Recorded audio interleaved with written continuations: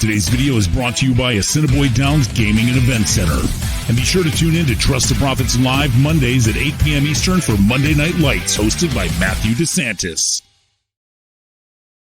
Salutations and welcome, friends. I'm your host for this Belmont Stakes Spotlight Series. My name is Matthew DeSantis. You can find me on Twitter at the handle @FailedToMenace. Well, we here at Trust the Profits are going to be taking you through the entire Belmont Stakes, runner by runner, and giving you a little bit of a spotlight series where we dive deep on each one of these entrants in the third leg of the Triple Crown, the Test of Champions, the mile-and-a-half test that is going to really put these horses through the ringer and see who really does have that true champion pedigree and true champion ability.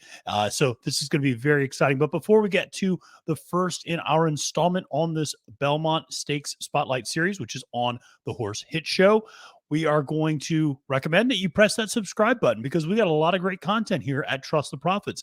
Obviously, our partnership with the Assiniboia Downs really taking off. We're thrilled to be working with them. That's going to be a lot of fun on Monday nights in the lounge.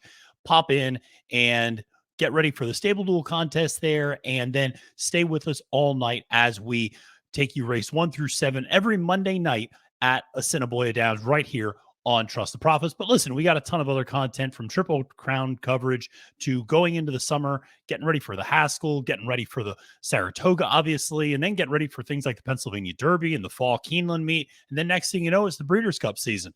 So there's so much content that we're going to have here for you. If you're a fan of horse racing, make sure to press that subscribe button. Now, for this video, make sure to press the like button and comment below with what you think Hit Show's chances are in this year's Belmont Stakes.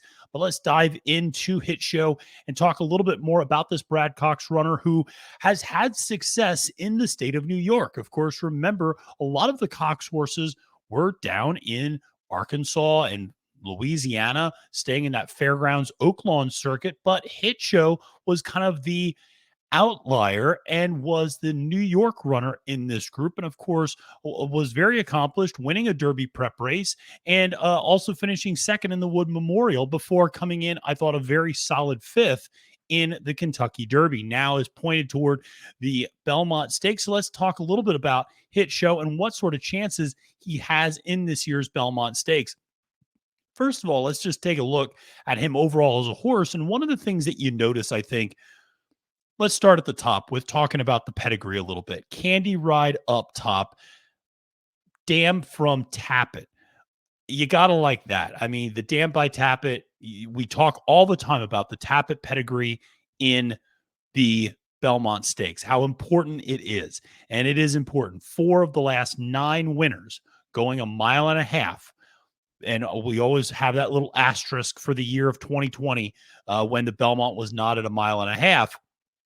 So that's why I always say 4 of the last 9 rather than 4 over the last decade. But 4 of the last 9 winners going that mile and a half have had Tappet up top in their pedigree. But listen, having Tappet underneath is also a good thing, especially when you have a horse like Candy Ride up top. So from a pedigree standpoint, listen, it makes sense. You would think this horse is going to continue to run. He's going to run strong. Manny Franco, obviously a jockey that knows that New York colony quite well. Brad Cox, a slew of horses on the Derby trail, in the Preakness. He thought he was going to have a big one in First Mission, who got scratched, but he's got a lot of other horses as well, like Bishop's Bay, who ran second in the Peter Pan as well. So he's got a lot of horses. Obviously, that 3-year-old crop for him is very strong. But Hit Show really, when you look at that career record, hasn't really done much wrong. 6 career starts, 3 victories, and a second. And really the only 2 races where he was off the board was the first time running against winners in an allowance optional claimer at Churchill Downs, and then running 5th in the Kentucky Derby, which is not disrespectful at all, finishing 5th, finishing in the top quarter of the field that day. So, that was something which I thought that was a strong 5th place finish for Hit Show. Now, I mentioned he has had success up in New York, but not necessarily at Belmont, running at Aqueduct over the winter, winning that Grade 3 Withers. That was, I thought, one of the more impressive performances, not so much because he beat any world beaters. He beat a horse like Arctic Arrogance for Linda Rice, who I think is a nice horse, but I don't think is necessarily I actually don't think that's a 2-turn horse. I think that's more of a 1-turn horse, but a very nice one at that. But that Withers, he looked so impressive that day. Obviously, the track conditions, moisture in the track that afternoon, if I'm not mistaken, and that Candy Ride pedigree kicks in. Candy Ride pedigrees always like those sloppy conditions in a lot of instances, like a little bit of moisture in the dirt. Nothing wrong with that. So you saw that kick in. You saw the pace was rather strenuous in that Withers as well. And he led a horse like Arctic Erica's to a lot of the heavy lifting up front before running on late and going past easily. And you saw slow progression from a Beyer speed figure standpoint from his maiden at Keeneland, 81, 86, 90, 93, 99 in the Wood Memorial, which was a second place finish. Those are Equibase speed figures. But that was a solid second, I thought, in the Wood Memorial, breaking from a far outside post and post number 11 that day and really fighting on between two other horses right there at the wire. I thought it kind of had the toughest spot. Trying to split horses is never an easy thing to do coming down the stretch, but runs his race. And you've not seen that huge speed figure, though. You saw a 95 Equibase speed figure in the Kentucky Derby. So slight regression. But again, that fifth place finish I thought was very strong. Overall, Hit Show made a little bit of a move and just, flattened out a little bit coming for home, but was right there and looked to be a really big part of what was going to happen towards the end. But like I said, I thought held on very impressively for fifth place that day. The thing about Hit Show that gives me pause maybe for the Belmont, and I'm not totally out on this horse in terms of how would I use this horse when we think about betting vertically and things along those lines.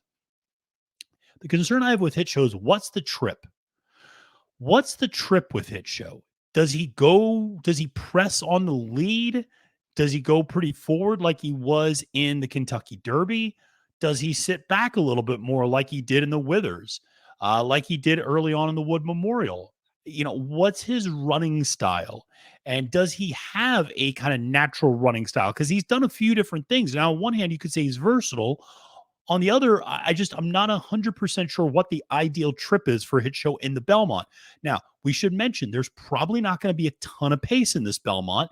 You're going 12 furlongs, so everybody's rather judicious about doling out speed in that type of a race. But on top of that, you really only have one horse that is going to gun for the lead, and that's the Preakness Stakes winner, National Treasure, who's going to go to the lead.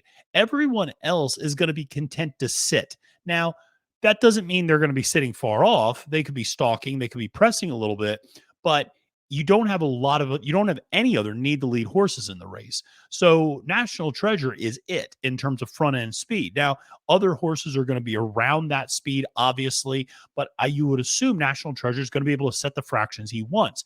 So Hit Show may end up being and sitting a little bit closer than he would otherwise if maybe the pace was a little bit faster. So I thought Hit Show, like I said, ran a really good race at the Kentucky Derby. He's got that layoff, obviously, now from the Derby to the Belmont. That's a winning move. 5 of the last 9 winners, going back to the traditional calendar, that 2020 year when the calendar was all screwed up because of COVID. If we eliminate that year, 5 of the last 9 winners of the Belmont Stakes did this exact same move. Skip the Derby, or run in the Derby, skip the Preakness, go to the Belmont. That's a winning move. You have pedigree connections there. You have a trainer like Brad Cox, who's obviously won on big stages. You've had success in New York, albeit not at Belmont. There is a fair amount to like about Hit Show. And the thing is, you're going to get a good price on this horse.